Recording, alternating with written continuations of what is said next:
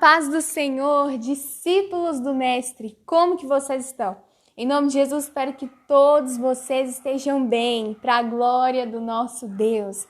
Hoje nós estamos aqui com o último vídeo daquela série de vídeos Apóstolos de Jesus. Nós já fizemos 11 vídeos no total, fizemos 11, e o último discípulo que nós falamos foi Simão, o Zelote, e hoje nós vamos estar falando sobre Judas Iscariotes, o último discípulo da lista dos 12 apóstolos de Jesus que está na palavra de Deus, que está nas escrituras sagradas. Se você tem gostado de todo esse conteúdo que o Senhor Jesus tem nos orientado a trazer para vocês, não se esqueça de comentar, deixar o seu like, se inscrever no nosso canal, para que você possa ser abençoado e para que também nós venhamos ser abençoados com os seus comentários. E só de você dizer aquilo que você está achando, deixar o seu like, a gente já entende que o Senhor Jesus tem ministrado ao seu coração. Então, se você quer ser ministrado, se você quer aprofundar mais na história de Judas Iscariotes, para que nós possamos entender a forma verdadeira que precisa estar no nosso coração para cumprir a grande vocação do Senhor, vamos embora!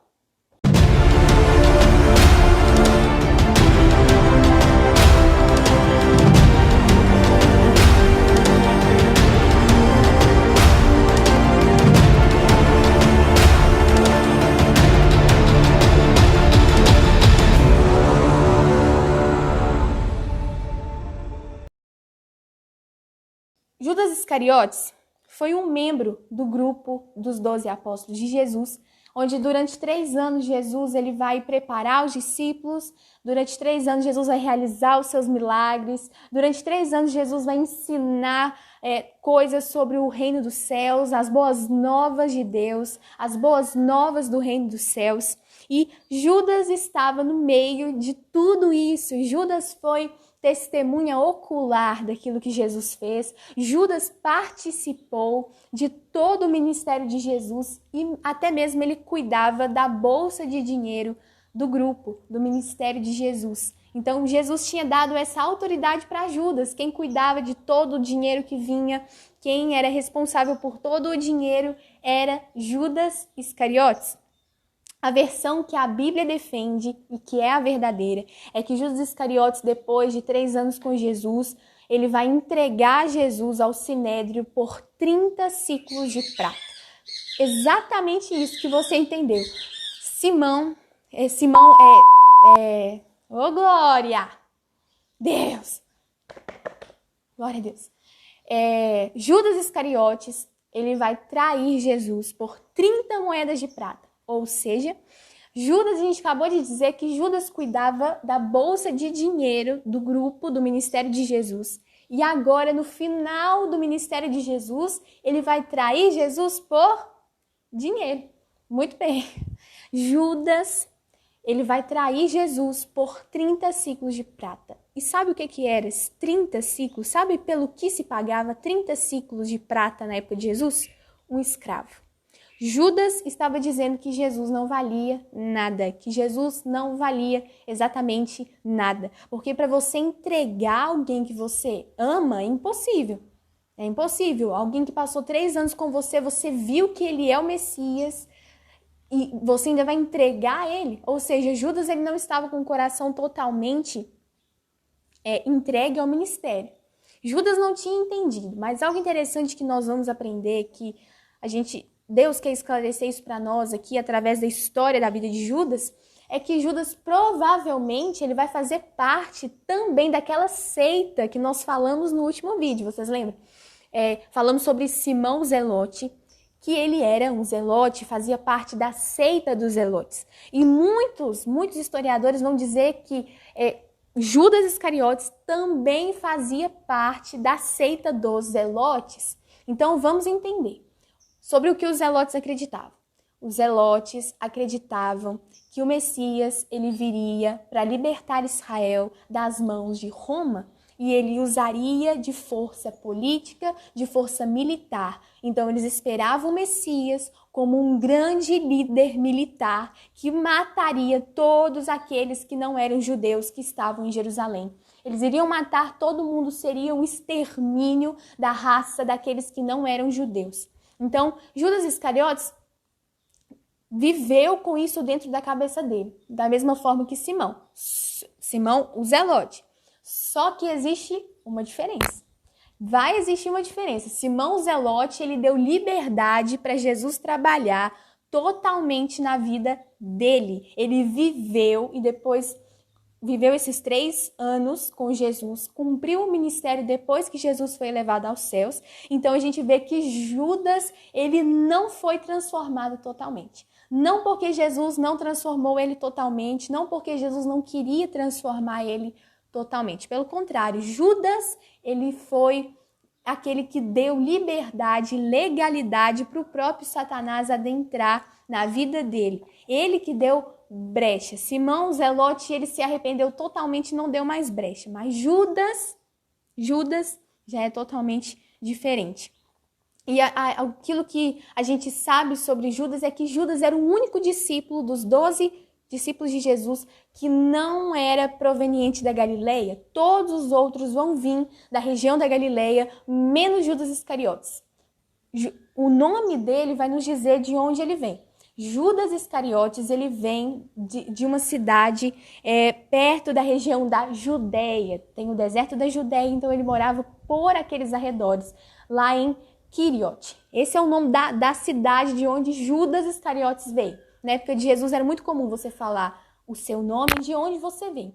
Um exemplo é Jesus de Nazaré. Jesus, ele viveu em Nazaré, por isso ele é chamado de o Nazareno, de onde Jesus vem.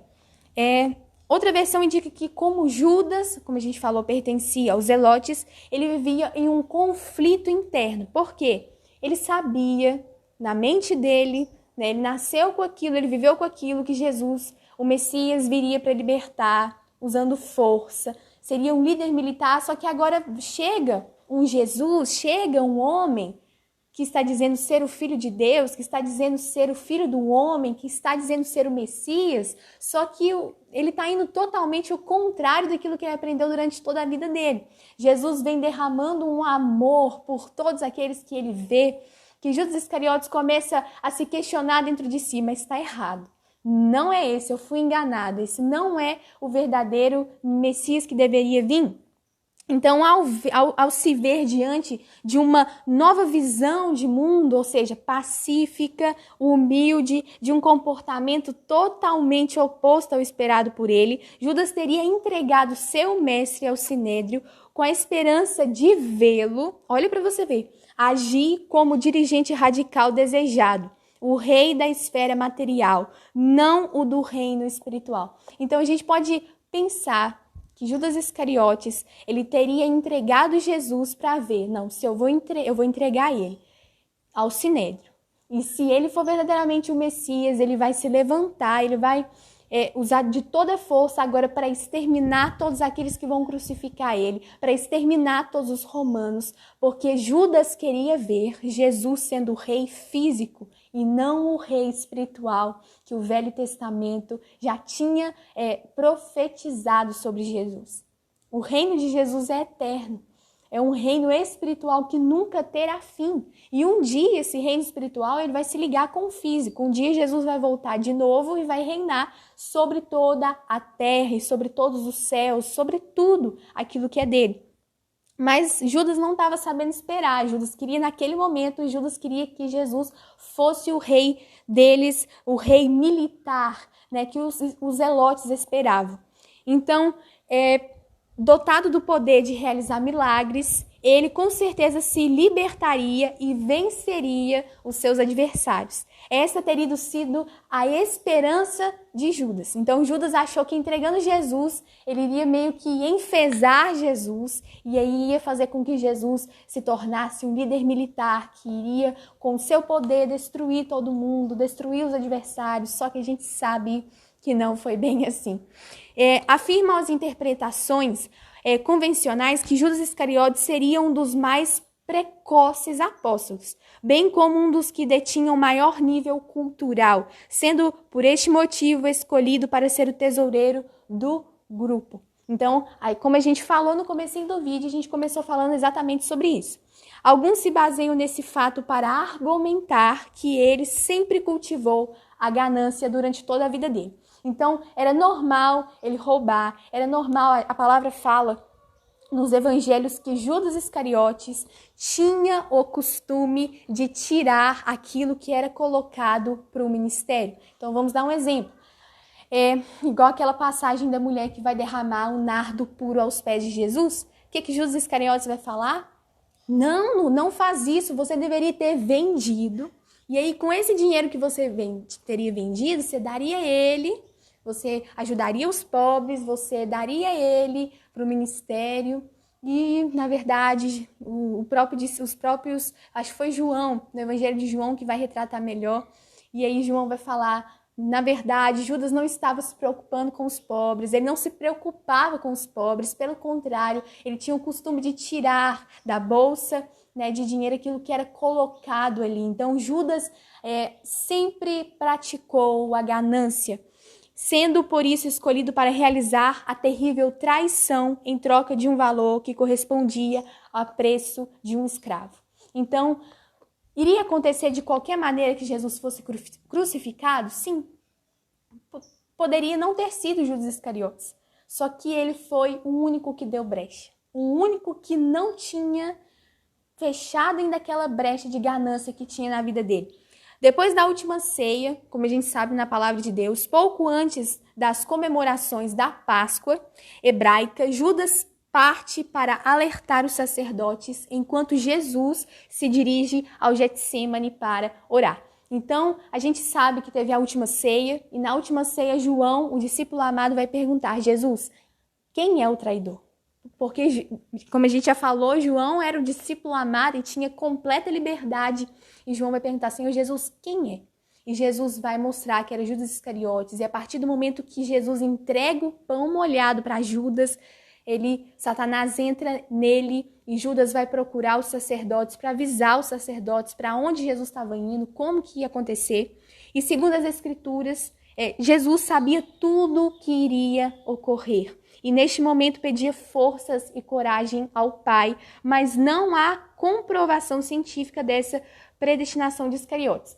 Isso aí são fatos científicos, então as pessoas, os historiadores ficam tentando achar um fato científico, mas a palavra de Deus diz, as Escrituras Sagradas são a verdadeira história daquilo que aconteceu com Jesus, no final do ministério de Jesus. Então, Judas Iscariotes, ele vai procurar os sacerdotes, enquanto Jesus ele vai orar pedindo forças ao Pai para passar por tudo aquilo que ele iria passar. E a primeira coisa que Jesus ia começar a passar era a traição de um discípulo, de um dos discípulos. E o apóstolo conduz esses guardas de Roma, do Sinédrio, os fariseus, todos aqueles que durante toda a vida de Jesus eram contra ele. Judas vai conduzir eles até Jesus e sabia com precisão aonde Jesus estava. Ou seja, Jesus já tinha o costume de ir ao Getsêmani para orar, então Judas sabia onde Jesus iria estar. E tradicionalmente o Messias é deletado por seu seguidor através de um beijo. Ou seja, o famoso beijo de Judas. Jesus então preso e condenado, morto na cruz. Então é com um gesto de irmandade, porque na época de Jesus era normal você cumprimentar um amigo, um parente, na história de Jesus, um discípulo com um beijo, ou seja, isso simbolizava intimidade, isso simbolizava que você era muito próximo daquela pessoa. E Judas vai trair Jesus exatamente com esse gesto de proximidade. Olha para você ver como que Judas ele traiu o próprio mestre como se estivesse tudo certo, como se estivesse tudo bem. E o que é mais interessante é que no momento em que Judas vai trair Jesus, que ele beija Jesus, sauda ele, Jesus vai chamar ele de amigo. Ou seja, Jesus ele não falou, você vai morrer, Judas, você vai para o inferno. Muito pelo contrário, Jesus chamou ele de amigo. E ainda perguntou, por que você está fazendo isso? Por que você está fazendo isso com o Filho de Deus? Ou seja, Jesus ele continuava amando. Jesus iria continuar amando até o final.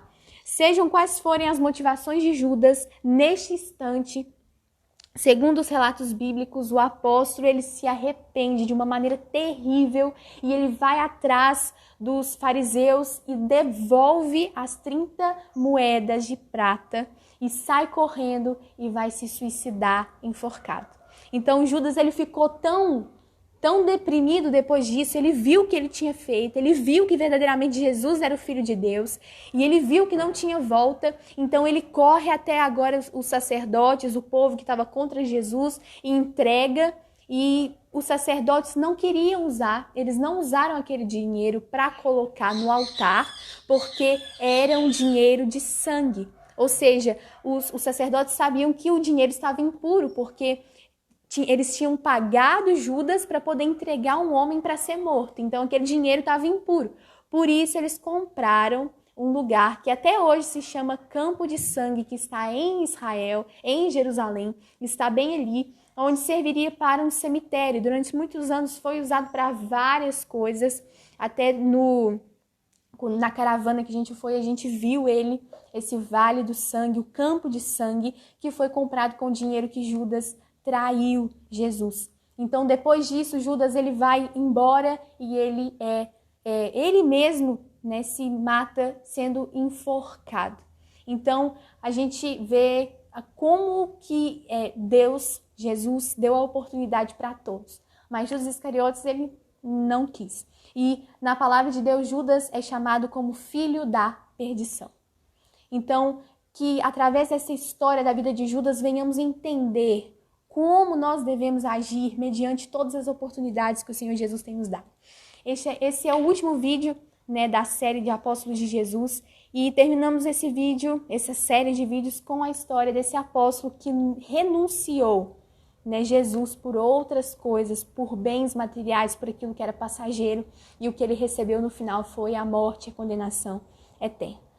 E em nome de Jesus, que não sejamos nós, que venhamos pegar como exemplo todos os outros 11 que se deram totalmente por amor a Jesus, que se entregaram totalmente por amor a Jesus, que venhamos ser, assim como Jesus, como discípulos amados, que se dão totalmente para o nosso Mestre. Foi uma honra gravar toda essa série de vídeos, abençoou muito a nossa vida e espero que também tenha abençoado a vida de vocês.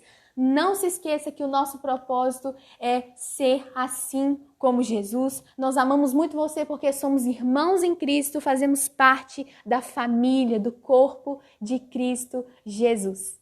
A paz.